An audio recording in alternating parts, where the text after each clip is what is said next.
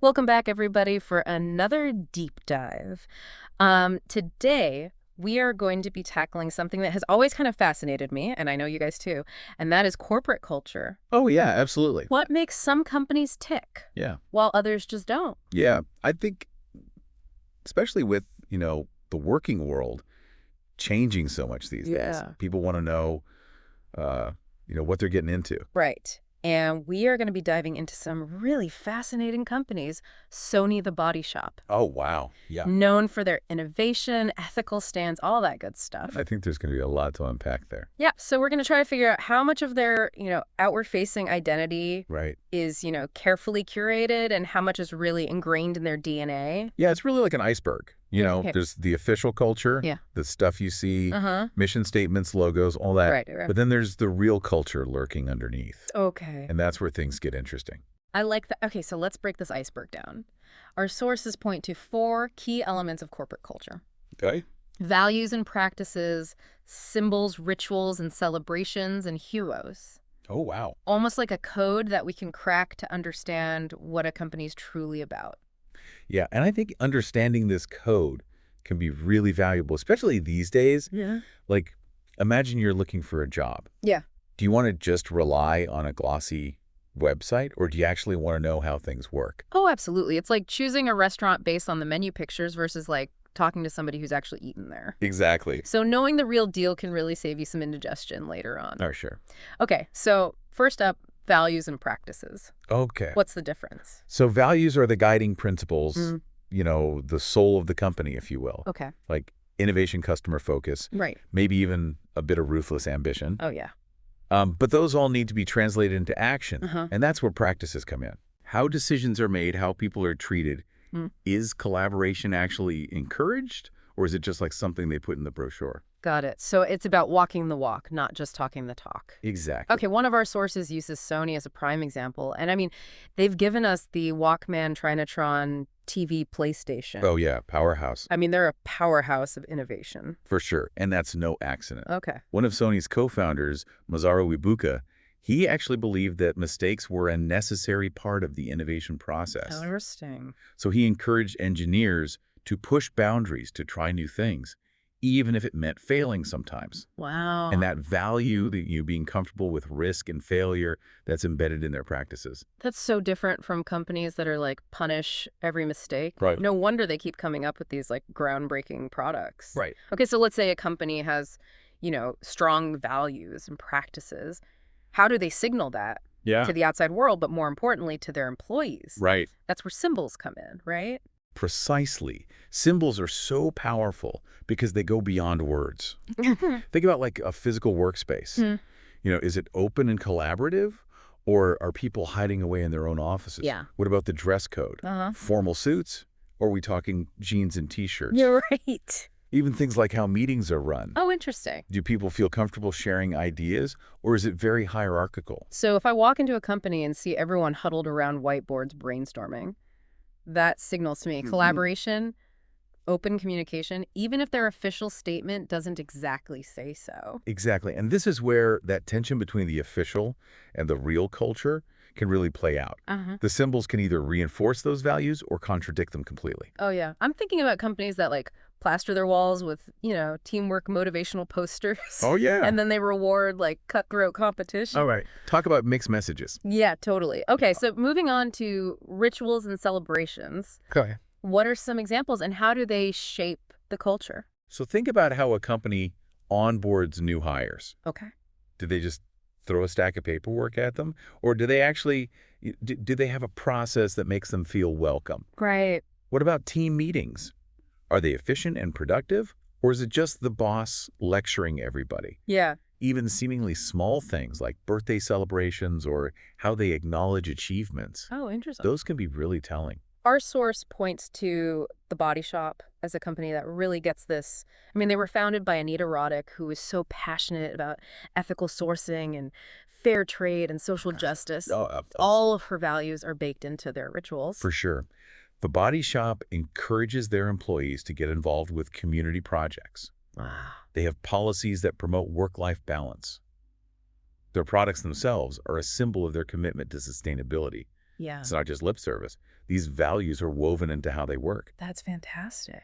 They even encourage employees to take paid time off for activism Really? related to the company's values. That's incredible. It's like they've created this ecosystem where doing good is just like encouraged. It's built into the way they work. Yeah. But I'm wondering, does this kind of culture only work for companies with a specific mission, like the body shop? That's a great question, and it's something we're going to be exploring as we go on. Okay. It's true that some industries lend themselves to certain values more easily, Right. but the key takeaway here is that rituals and celebrations, Yeah. they're powerful tools to reinforce whatever those values are. Okay. And last but not least, heroes. Okay. I have a feeling this is about more than just the CEO, right? You're absolutely right. Yeah. Heroes are the people who embody the company's values in action. Okay. It could be anybody from the frontline employee who's consistently, going above and beyond for customers, Right.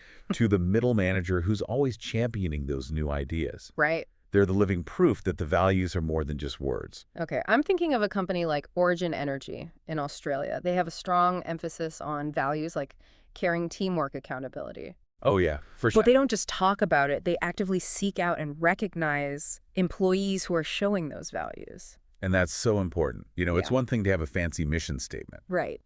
but it's the heroes, it's the people living those values that make the culture come alive. Yeah, and it shows everybody else what they should be aspiring to. Exactly. And it really sends a message like, hey, this is what we value. This is how you get ahead. Exactly.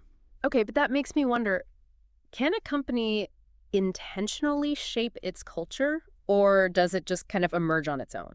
That is the million-dollar question Yeah. that so many companies grapple with, and there's no one-size-fits-all answer. Okay. Some companies, like The Body Shop, they were founded on a specific set of values that inform everything they do. Uh-huh.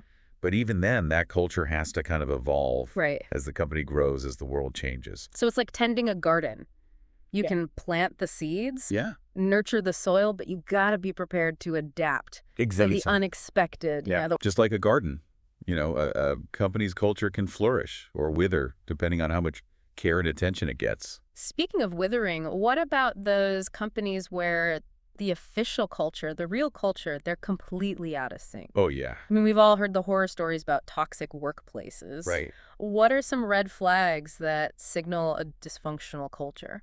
I think one of the biggest ones is a lack of transparency. Okay. If employees feel like decisions are being made in secret Mm-hmm. or that information is being withheld, that just breeds distrust. Yeah, it's like being kept in the dark. You never know what's going on. Right, and it makes people uneasy. For sure. Another red flag is when feedback is discouraged or even punished. Okay. A healthy culture encourages open communication, Right. where people feel safe to share their ideas, their concerns, even criticisms. Yeah.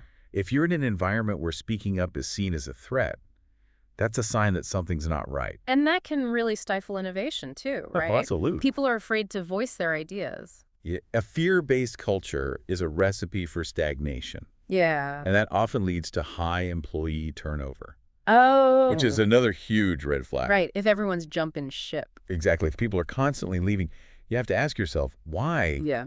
Exit interviews can be really telling. Uh-huh. They can uncover patterns of dissatisfaction or like systemic issues. Okay, so it's not just about attracting the talent, it's about keeping it. Right. Yeah, if you've got a revolving door of employees, Yeah. Something's up. something's up. All right, so let's say you're in a company Yeah. with a less than ideal culture. What can you do? Well, first and foremost, I think it's important to remember that you're not alone. Okay. Toxic cultures can be very isolating, Yeah. but chances are there are other people feeling the same way. So find your allies, build that support network. Exactly. And it might be worth seeking out mentors or colleagues in other departments who can offer a different perspective Okay. or advice on how to navigate that situation. What about trying to change it from within? Is that even possible? It's definitely challenging, Yeah. but it's not impossible. Okay. It often starts with small changes, Okay. like encouraging more open communication within your team No. or advocating for policies that support employee well-being. So be a culture ambassador, lead by example, and hopefully those ripples will spread outwards. Right. And it's not easy. Yeah. It requires a lot of patience and persistence. Mm. But sometimes even those small acts of courage can spark bigger changes. But what if after all your best efforts, the culture just doesn't change? Right. At what point do you say enough is enough and walk away? That's a tough one. Yeah. That's a very personal decision. Right. And there's no easy answer. Yeah. I think it's important to prioritize your own well-being. Okay. If it's negatively impacting your mental health or your physical health, Yeah. or if you feel like your values are being compromised, it might be time to look at other options. Know your worth. Know that you deserve to be in a place that supports you and your values. Exactly. And sometimes the bravest thing you can do is walk away. I couldn't agree more. And leaving that kind of culture can be a powerful statement in itself. Right. It sends a message that, hey, this behavior is not okay. Yeah. And it might even inspire others to do the same. Okay, so we've talked about the 4 key elements of corporate culture. Right. The warning signs of a toxic workplace. Yeah. What to do if you find yourself in that situation. Right. But before we wrap up, I'm kind of curious about something else. We've talked a lot about, recognizing a bad culture, but what about the flip side? Right. What are some signs of like a genuinely great company culture? Yeah. One that, not only looks good on paper, but actually makes people excited to show up. That's a great question. And it's one that a lot of companies are trying to figure out. Yeah. Especially these days, Yeah. with the job market being so competitive. Right. I think one of the hallmarks of a great culture is that sense of purpose. Oh. It's not just about making money. Right. It's about feeling like you're part of something bigger, that your work has meaning. So that feeling of being part of a team. Yeah. Working towards a common goal. Exactly. And it aligns with your own personal values, too. For sure. And I think that sense of purpose often translates into higher employee engagement. Okay. People are passionate about the work. Right. They're willing to go the extra mile. They feel empowered to contribute their ideas. It's like choose a job you love, you'll never work a day in your life kind of thing. Exactly. But of course, it's not all about passion. It's also about, Right. creating an environment where people feel supported and valued. Absolutely. A great culture recognizes that employees are people Yeah. with lives and responsibilities outside of work. Right. So they offer things like flexible work arrangements, generous parental leave policies, Yeah. opportunities for professional development. So it's about investing in your employees, not just as workers, but as like whole people. Exactly. And that creates a sense of loyalty and commitment Yeah. that you just can't buy with a paycheck. Totally. And I think companies with great cultures often have strong leadership teams too. Oh, for sure. They embody the values, they're transparent, they communicate, and they actually care about the well-being of their employees. And it's not just about having like a charismatic CEO. Right. It's about having leaders at every level who inspire that trust and respect. Okay, but I'm also wondering, can a company with a great culture still be successful?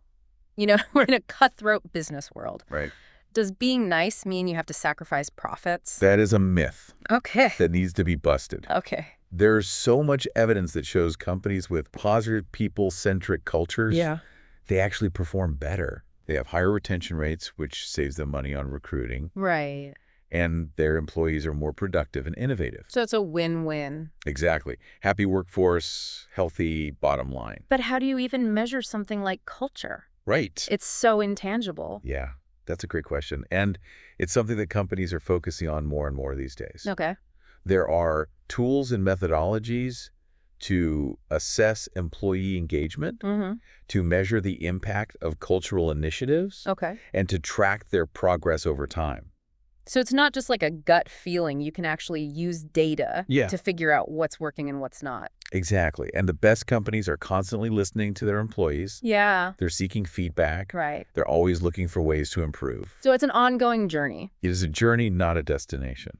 Wow. This deep dive has really opened my eyes to the power of corporate culture. Me too. It's not just some fluffy HR thing. It's Right. really the heart and soul of a company. Absolutely. And I think as we all become more aware of its impact, Yeah. we can make better choices about where we work, what companies we support, Right. the kind of world we want to create. So as we wrap up this episode, we want to leave you with this thought. Okay. Think about your own experiences with corporate culture, both good and bad. Right. What lessons have you learned? How can you use that knowledge to navigate the working world and make a positive impact? I love that. So until next time, keep exploring, keep questioning, and keep diving deep.